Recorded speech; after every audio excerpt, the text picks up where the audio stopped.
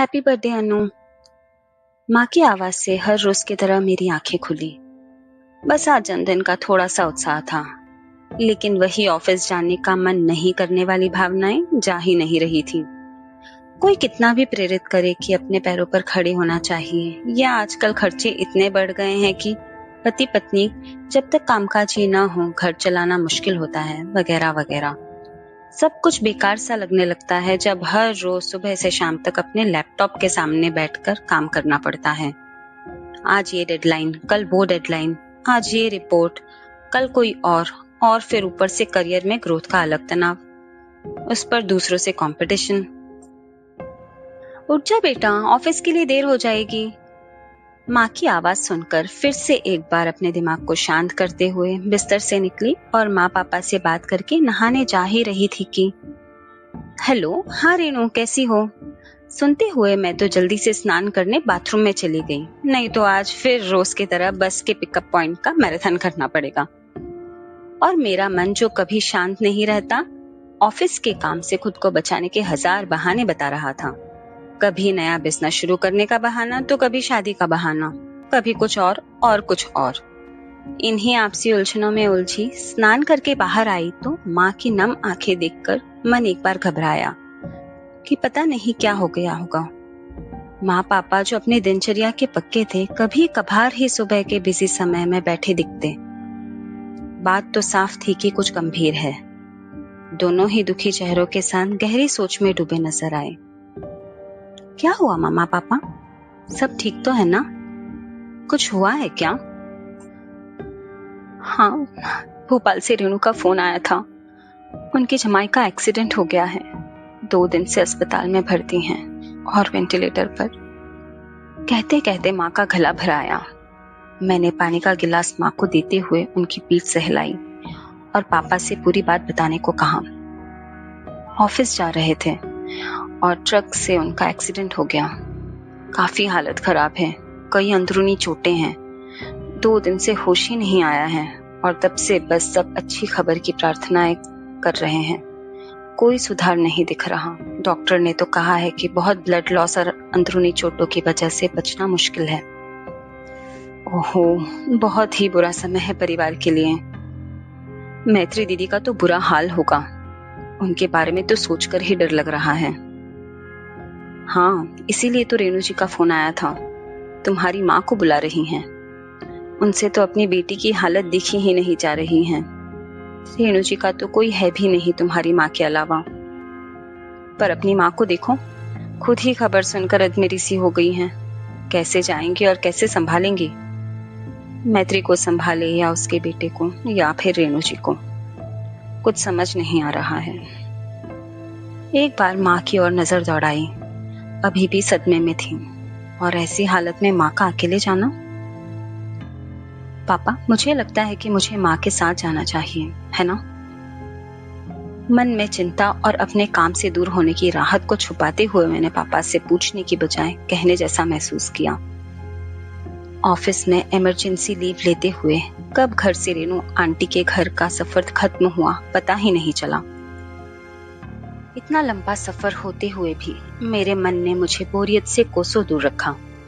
कभी मैत्री दीदी के साथ बिताए पल, तो कभी जीजू और उनके साथ बिताई छुट्टियां आंखों के सामने रील की तरह दौड़ रही थी। कभी इन पुराने किस्सों से आंखें नम हो जाती, तो कभी मैत्री दीदी के भविष्य के बारे में सोचकर मन कई बार दुख से भर जाता। मैत्री दीदी मुझसे ज्यादा बड़ी तो नहीं थी, पर शादी जल्दी हो गई थी और मेरे लिए भाई बहन के रिश्ते में वही तो थी। उनके साथ इतना बड़ा हादसा सोचकर भी रूह कांप उठती है। बस भगवान से प्रार्थना करती रही और फिर मैं अपने ही ख्यालों में खो गई। जैसे ही भोपाल पहुंचे, पापा का फोन आ गया और जिस सच्चाई को नकारते हुए उसे प्रार्थनाओं से ढक रहे थे, वह सामने आ ही गई। जीजू अब नहीं रहे। मैं खुद को संभाल पाती उससे पहले ही माँ पूछते हुए सामने आ गई। क्या हुआ? किसका फोन है? रेणु के जमाई जी को होश आया? अरे अनु, बोल ना। माँ, आप पहले बैठो। पापा का फोन है। और माँ से नजरें चुराते हुए मन ही मन इस खबर को अब भी गलत समझते हुए एक बुरा सपना मानते हुए बस उसके टूटने का इंतजार करते हुए उन्हें बताया, माँ जीजू अब नहीं रहे। माँ के चेहरे से समझ नहीं आया कि उन्होंने सुना या नहीं। यह खबर सुनकर स्तब्ध रह गई। जोर से माँ को होश में लाने के बाद उनका रोना रुका ही नहीं। मुंह से शब्द गायब हो गए। बस आंखें बोले जा रही थी कि किसी तरह से ये खबर एक अफवाह निकले, पर हम दोनों को पता था कि सच्चाई यही है। किसी तरह रेनू आंटी के घर पहुंचे। वहां अंकल, आंटी और मैत्री दीदी मानो 2 हफ्ते पहले के वीडियो कॉल से अब तक में 10 साल बुजुर्ग लगने लगे थे। सबके आंसू सूख चुके थे। अब बस पीछे रह गई थी तो यादें। सब प्रार्थनाओं ने विराम लिया, मानो सभी लोग आने वाली रस्मों के लिए खुद को तैयार कर रहे थे। सब कुछ थमा हुआ सा, फिर भी चलता हुआ सा। फिर जीजू की आखिरी यात्रा की हलचल हुई। सबके मन में पड़े सन्नाटे में जैसे किसी ने कंकड़ फेंककर हलचल मचा दी हो। मैत्री दीदी रोती, चीखती, फिर शांत, बिल्कुल शांत, जैसे समुद्र। सभी रस्में खत्म हो गई। सभी अपने अपने घर चले गए। रह गए थे तो बस मैत्री दीदी और उनका बेटा। सब आगे बढ़ जाएंगे, पर दीदी के बारे में सोच सोचकर मन भारी हो जाता कि कैसे जीवन यात्रा पूरी होगी। बेटे की जिम्मेदारी, जीवन में आने वाली अनगिनत चुनौतियां, और सबसे जरूरी उनका खुद का जीवन क्या होगा, कैसे होगा। सबसे बड़ी बात, आर्थिक जरूरतों की पूर्ति। जिंदगी तो रुकेगी नहीं, बढ़ती ही रहेगी। कैसे काम चलेगा। दोनों ही जीवन के ऐसे पड़ाव पर थे जहां उम्र साथ गुजारने की तैयारी में लगे थे, पर अब जीजू जा चुके थे। बिना नौकरी के कैसे आगे बढ़ेंगे, कैसे दिनचर्या बढ़ेगी, कब तक कोई मदद करेगा और कब तक बाकी संपत्ति से काम चलेगा। किसने समय देखा है। बस सोचते सोचते जैसे सोच का कोई अंत ही नहीं रहा हो। रेनू आंटी का तो जैसे कलेजा ही फट गया था अपनी बेटी की हालत देखकर, उनके दोहिते के सिर से पिता का साया उठते देखकर। पर ईश्वर तो न जाने कैसे माता पिता को अपने बच्चों के लिए अपार शक्ति देता है कि वो बच्चों पर आए हर मुसीबत के पहाड़ों को तोड़ ही देते हैं। हमें आए अभी कुछ ही दिन हुए थे कि रेनू आंटी ने अभी से मैत्री दीदी की दूसरी शादी के बारे में सोचना शुरू कर दिया। माँ भी हिम्मत जुटाकर बात करती और अपनी तरफ से सभी कोशिशों में लग जाती कि कैसे मैत्री दीदी की जिंदगी सुधर जाए, फिर खुशियों से भर जाए। इस घाव से कैसे उभरे। सभी को पता था कि इस घाव को चाहकर भी कोई मिटा नहीं पाएगा, पर कैसे इसे भुलाने में उनकी मदद करें। पर मेरा मन लगभग उलझनों में ही था। अलग ही सोच और भावनाओं से गुजर रहा था। सबकी बातें सुनकर मुझे अपनी ही सोच पर शक होता। सबसे बड़ा सवाल मेरे मन में बस यही आता कि मैत्री दीदी क्या चाहती हैं। क्या वे तैयार हैं शादी करने के लिए? और क्या शादी ही उनकी खुशियों को फिर से लाने का एकमात्र रास्ता है? ईश्वर न करे, पर अगर फिर से एक बार ऐसा। आखिरी बात मन में आते ही मन स्वतः ग्लानि से भर गया और इतना बुरा सोचने के लिए खुद ही को टोकने लगा। फिर खुद ही को समझाने लगा कि सब बड़े हैं, सब सही ही सोच रहे होंगे। सोचते हुए अंतर मन को शांत करने की मेरी सारी कोशिशें नाकाम रही। बात फिर घूम फिर कर मैत्री दीदी की इच्छाओं पर आकर रुक जाती। जीजू के जाने के बाद से मैत्री दीदी से बात करने की हिम्मत नहीं जुटा पाई, पर बहुत मन करता कि उनके साथ बैठूं और उनका मन हल्का करने की कुछ तो कोशिश करूं। पर यह सोचकर डरती थी कि कहीं मैं उनके दुख को उन्हीं की जुबानी झेल पाऊंगी या नहीं। पर उस ऊपर वाले के आगे कहाँ किसी की चलती है। जो उसे करना होता है वह करके ही रहता है। समय आने पर सबसे बड़े कायर को भी अपार हिम्मत दे जाता है।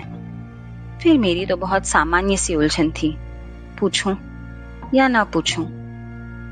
बस इसी तरह जब फिर इन्हीं रस्मों के लिए भोपाल जाना हुआ तो ऊपर वाले ने हिम्मत दिला ही दी। 6 महीने बीत चुके थे। अर्धवार्षिक कार्यों के लिए जब हम भोपाल पहुंचे तो घर में प्रवेश करते ही सबसे पहले मैत्री दीदी से ही नजरें टकराई। वे बस आधी ही रह गई थी। फुर्ती से सभी कामों को निपटाने में लगी हुई थी। जितनी जान और फुर्ती उनके शरीर में दिख रही थी, उतनी बेजान उनकी आंखें भावनाएं व्यक्त करने से कोसों दूर लगती थी। और उनका बेटा देव अभी भी अपनी परिस्थितियों को समझते हुए भी बचपन से भरा हुआ एक कोने में दो सुपर हीरो के खिलौनों को लड़वाने की कोशिश में लगा था। सभी विधि रस्मों के खत्म होने के बाद हम सब बरामदे में बैठे बातें कर रहे थे। कुछ देर में अनुभूति हुई कि अब बस मैं और मैत्री दीदी ही वहां रह गए थे। अचानक खुद को कहते हुए पाया, मैत्री दीदी सॉरी, इतने समय में मैं आपसे बात करने की हिम्मत नहीं जुटा पाई। उनकी बेजान सी आंखें मोटे मोटे आंसुओं से भर आई, जैसे कि उन्हें मेरे सॉरी का ही इंतजार था। उन्हें देखकर मुझे मेरी गलती का एहसास हुआ और फिर एक बार नए कारण से मन ग्लानि से भर गया।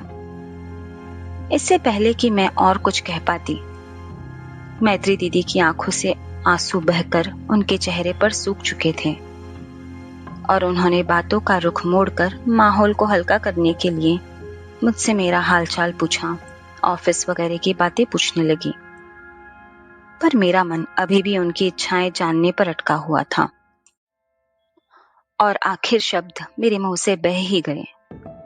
दीदी, मैं नहीं जानती कि यह समय इन बातों के लिए सही है या नहीं, पर मैंने माँ और रेनू आंटी को आपकी दूसरी शादी के बारे में बातें करते हुए सुना है। मैं समझ सकती हूँ कि आप शायद इन बातों के लिए तैयार नहीं हो, पर मैं कई दिनों से बस आपकी इच्छा जानना चाह रही थी। आप क्या सोच रही हो या आप क्या चाहती हो? जो भी कुछ हुआ उसे भुलाया तो नहीं जा सकता है। जो कुछ हुआ है उसे साथ लेकर आगे बढ़ना ही होगा, आपके लिए, देव के भविष्य के लिए, क्योंकि जिंदगी तो चलती ही रहेगी। मुझे पता है अनु, मम्मी ने मुझसे ये बात उसी समय कर दी थी जब मैं इस गम से ठीक से उभरी भी नहीं थी। ये सुनकर मेरा दिमाग सुन्न रह गया था। मतलब क्या उन्हें मेरी खुशियों का रास्ता सिर्फ मेरी शादी में नजर आता है? बेहद गुस्सा आया। बस मुझ में उनसे लड़ने की हिम्मत ही नहीं थी। तो उस समय मैंने उस बात को टाल दिया और अभी भी टाल ही रही हूँ।